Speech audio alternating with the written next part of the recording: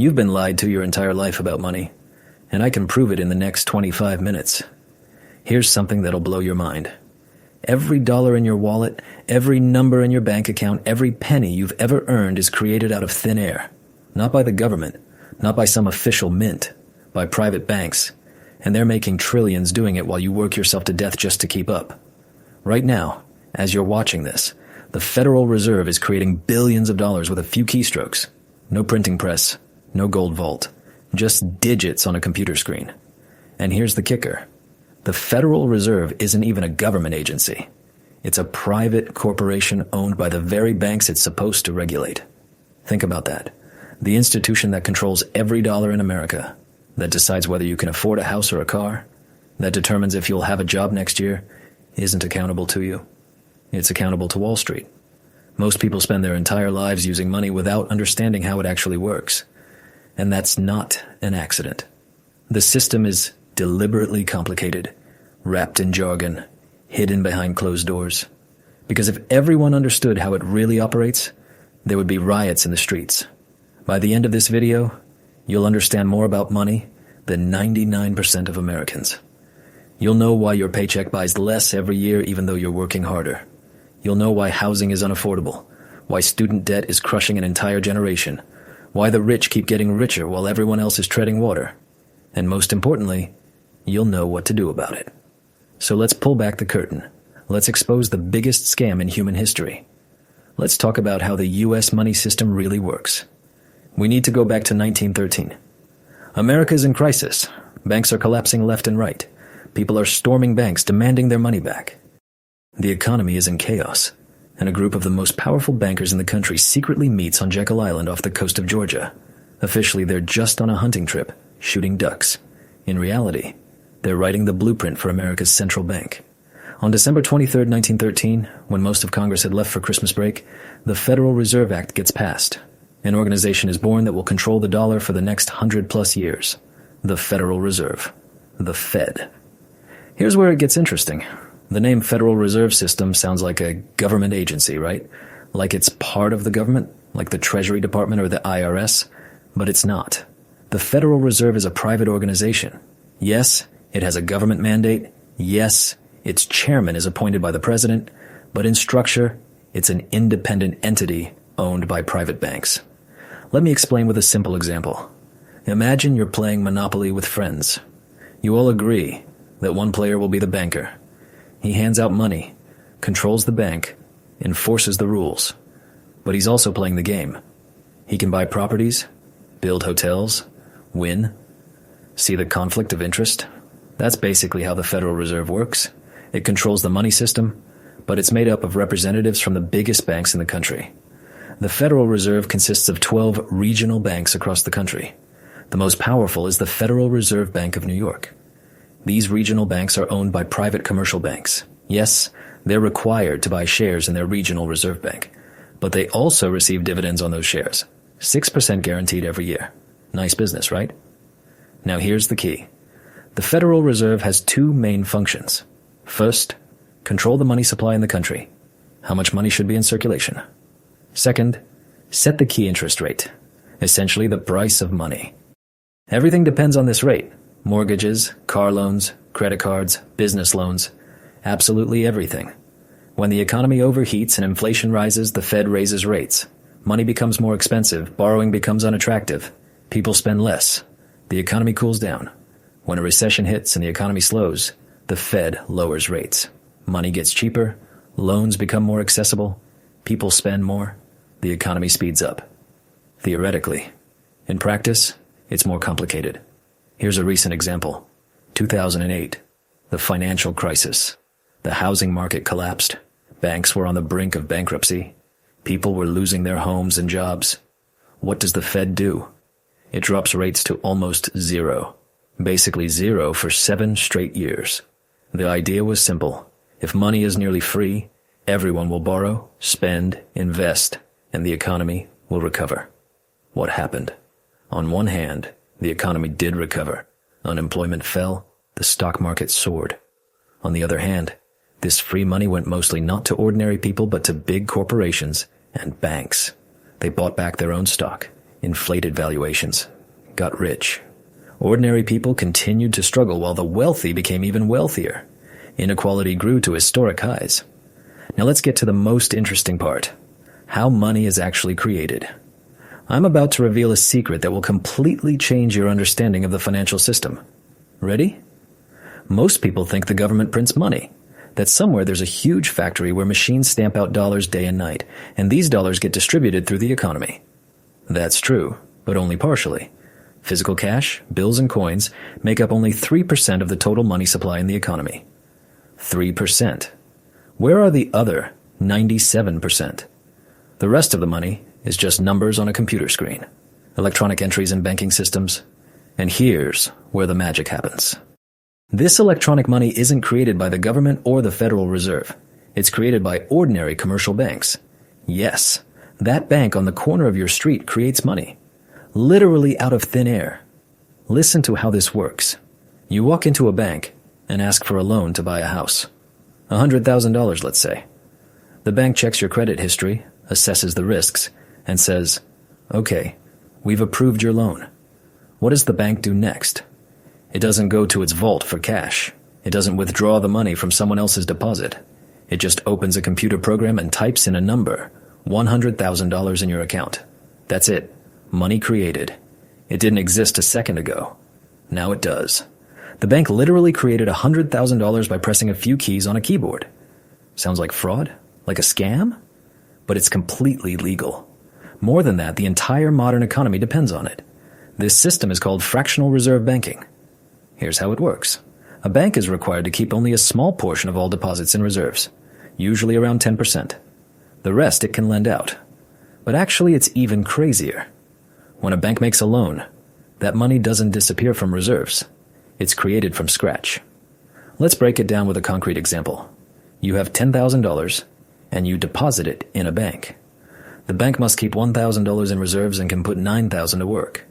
It loans $9,000 to another customer. That customer buys something, the seller receives $9,000 and deposits it back in the bank. Now the bank has not $10,000 but $19,000 in deposits on its balance sheet. From these $9,000, it again keeps 10% in reserves and loans out $8,100 to the next borrower. And so on.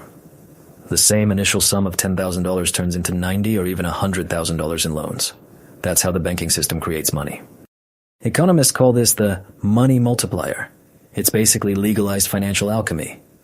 Now you understand why banks love making loans so much?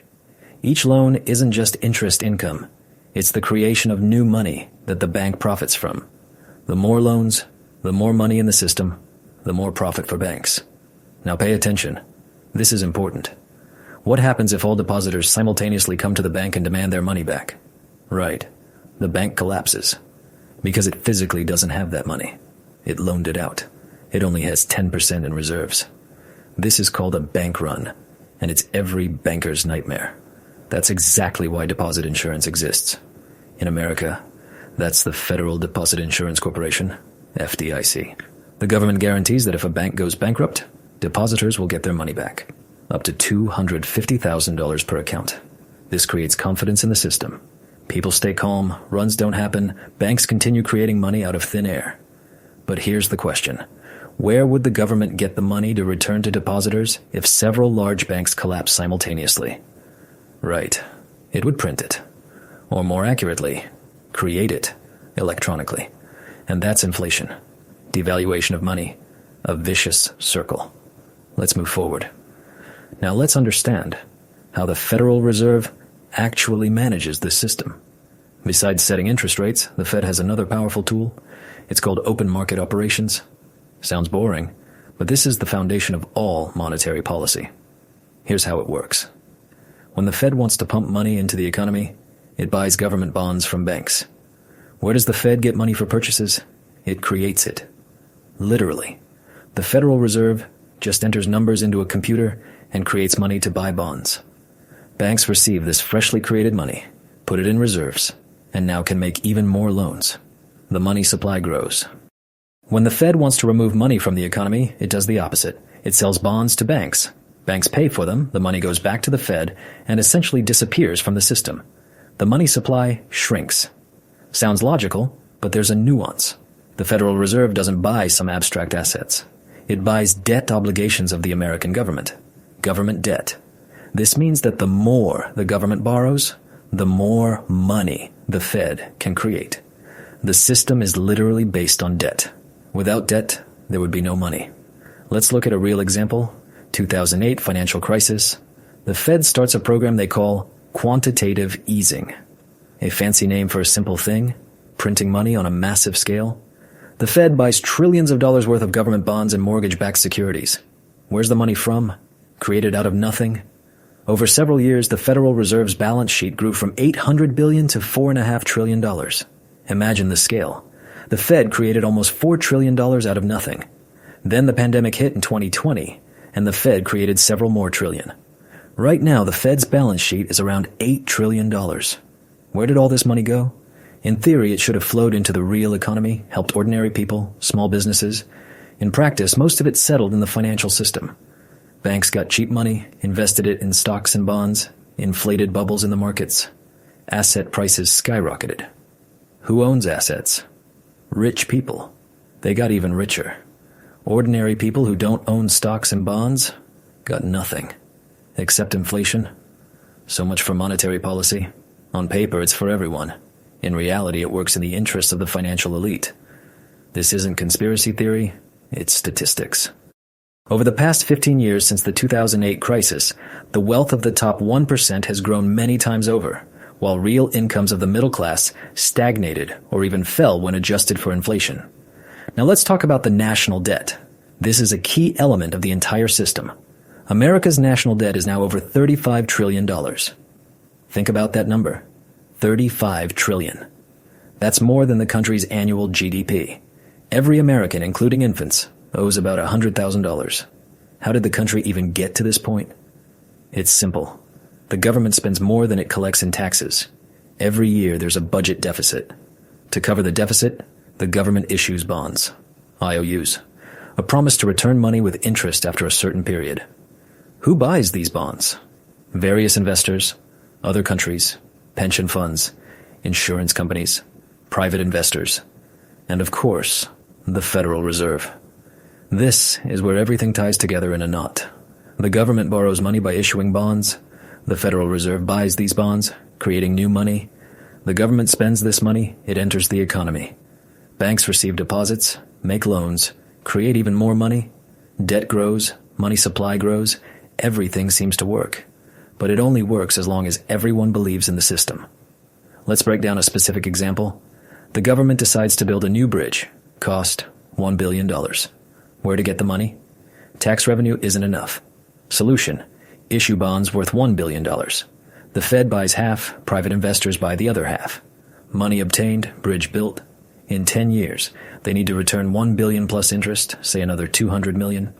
Where to get it? Tax revenue still isn't enough. Solution: issue new bonds worth $1 billion, $200 million. And so on to infinity.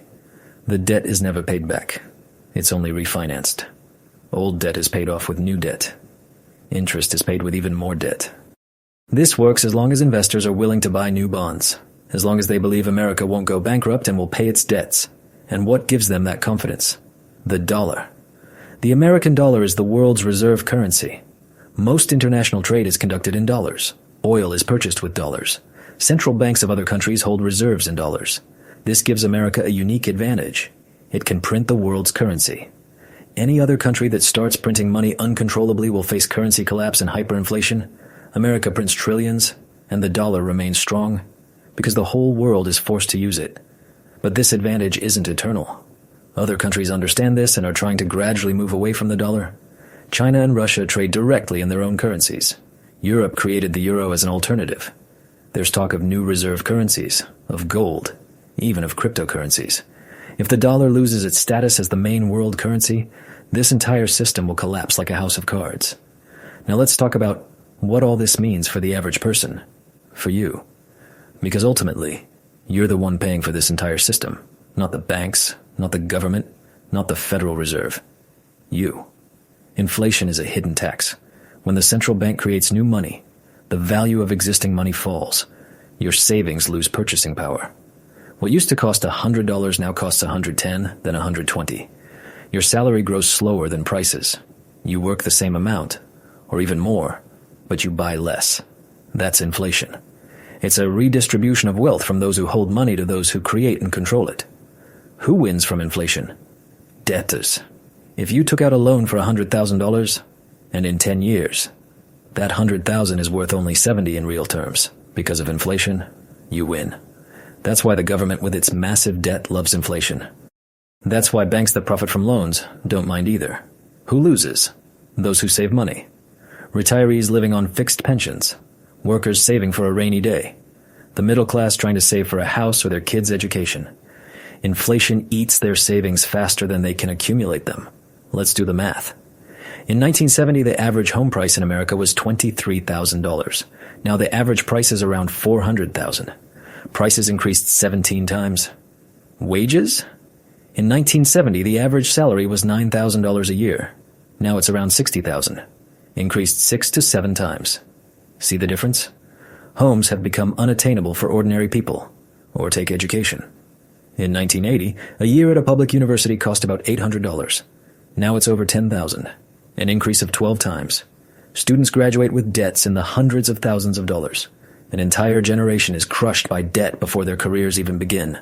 What about groceries, gas, healthcare? Everything is getting more expensive faster than official inflation. The government says inflation is 2 to 3% a year. But that's an average number, manipulated statistics.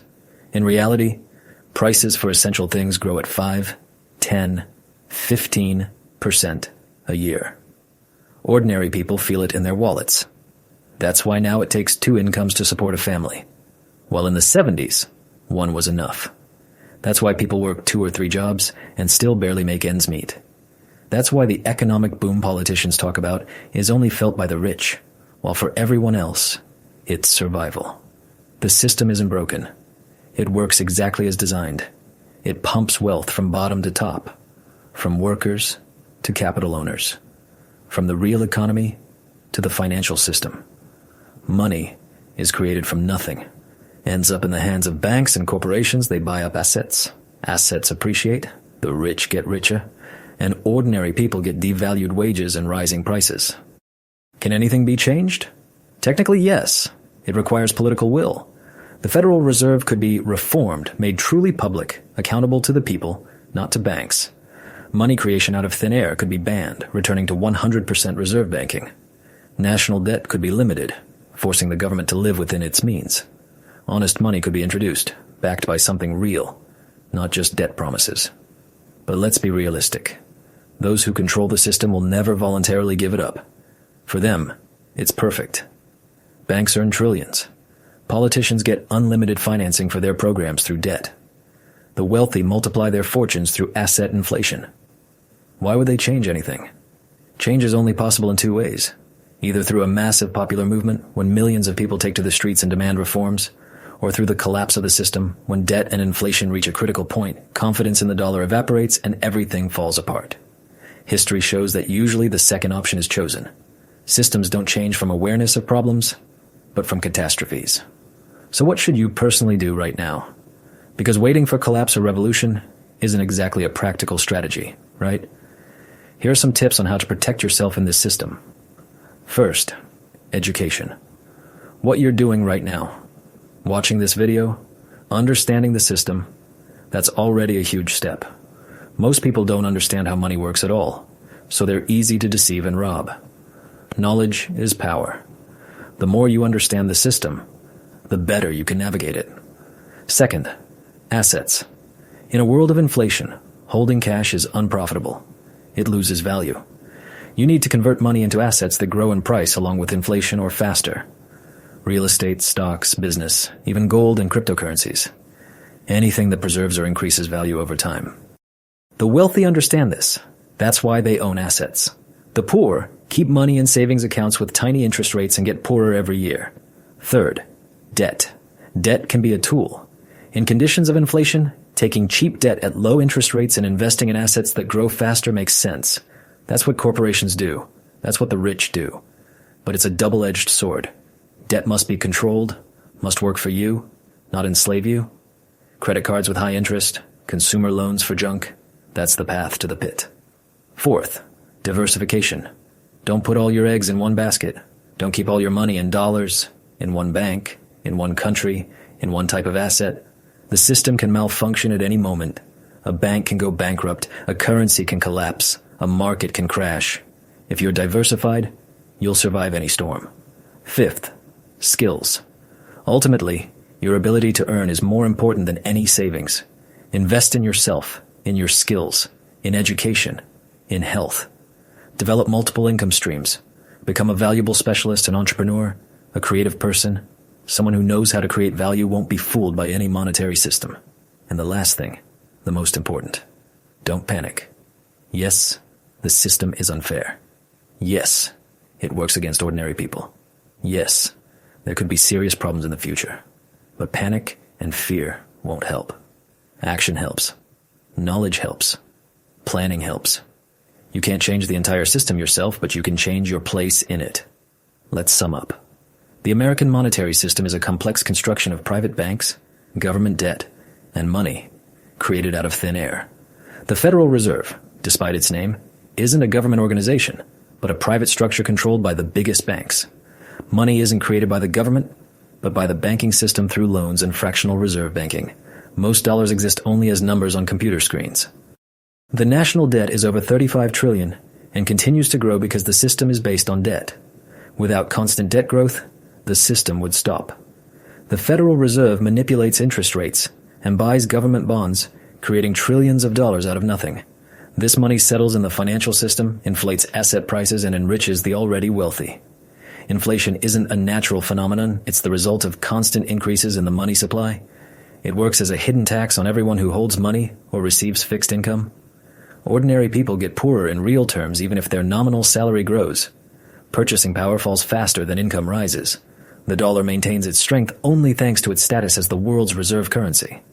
The entire world is forced to use it for international trade. This allows America to print money without immediate consequences like hyperinflation. But this status isn't eternal, and if it's lost, the consequences will be catastrophic. The system isn't broken. It works exactly as designed. It redistributes wealth from producers to financiers, from workers to capital owners, from the real economy to speculative bubbles.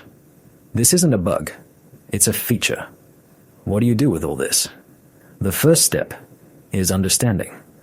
You've already taken it by watching this video to the end. Now you understand the mechanics of the system better than the vast majority of the population. That gives you an advantage. The second step is action. Don't wait for someone to come and save you. Don't hope for the government, for politicians, for reforms. Take responsibility for your financial life into your own hands. Protect your savings, invest in assets, develop skills, create income streams. Learn to play by the system's rules, even if you think those rules are unfair. The third step is spreading knowledge. Share this video with friends, with family, with colleagues. The more people understand how the system works, the harder it becomes for it to deceive them. Mass financial education is the only peaceful path to change. When millions of people understand the mechanics of money, they start asking the right questions and demanding the right answers. Remember, money isn't wealth. Money is a tool of exchange, a unit of account, a store of value. Ideally. In practice, modern money is IOUs constantly losing value. Real wealth is your skills, your relationships, your health, your time, your freedom. It's assets that produce value. It's knowledge that no one can take from you. The system will continue to work as long as people believe in it. The day confidence disappears, collapse will come. This could happen in a year, in 10 years, in 50. Nobody knows exactly. But when it happens, those who understood the system and prepared will survive and even thrive. Those who blindly trusted will lose everything. History is full of examples of monetary system collapses. Weimar Germany, Zimbabwe, Venezuela, Argentina. Everywhere the same story. The government prints too much money, inflation spirals out of control, currency turns to trash, the economy collapses. America thinks it's different, that it won't happen here. Maybe. Or maybe the laws of economics work the same for everyone, and it's just a matter of time. I'm not calling for panic or conspiracy theories. I'm calling for common sense and action. Study finance. Understand how money, credit, inflation, taxes, investments work. It's not complicated, it's just boring, which is why most people don't do it. But those few hours you spend on financial education will pay off many times over during your lifetime. Don't be a passive victim of the system. Become an active player. Use the rules to your advantage. Earn more. Spend consciously. Invest wisely. Protect your assets. Be among the percentage of people who understand the game and win at it. And most importantly, don't lose hope. Yes, the system is imperfect. Yes, injustice exists. But you have the power to influence your life. You have a mind to learn. You have the will to act. You have the opportunity to build a better future for yourself and your family, no matter what. The monetary system may be complex and confusing, but your task is simple. Understand it, adapt to it, and use its opportunities. Those who do this prosper. Those who ignore reality suffer. You watch this video to the end. That means you're one of those who wants to understand, not just go with the flow. That already puts you ahead of most people. Now use this knowledge. Act. Change your financial life for the better. Protect yourself and your loved ones. And remember, knowledge is power, but only if you use it. If this video was helpful, hit that like button, subscribe to the channel, share it with people who might benefit from it. In future videos, we'll continue dissecting the financial system, how banks work from the inside, where economic crises come from, how to protect yourself from inflation, and much more. Financial literacy isn't a luxury, it's a necessity in the modern world. Thanks for watching. Good luck in understanding money and building your financial future. Remember, the system is complex, but not invincible. Knowledge, discipline, and action, that's your weapon. Use it wisely. Retry.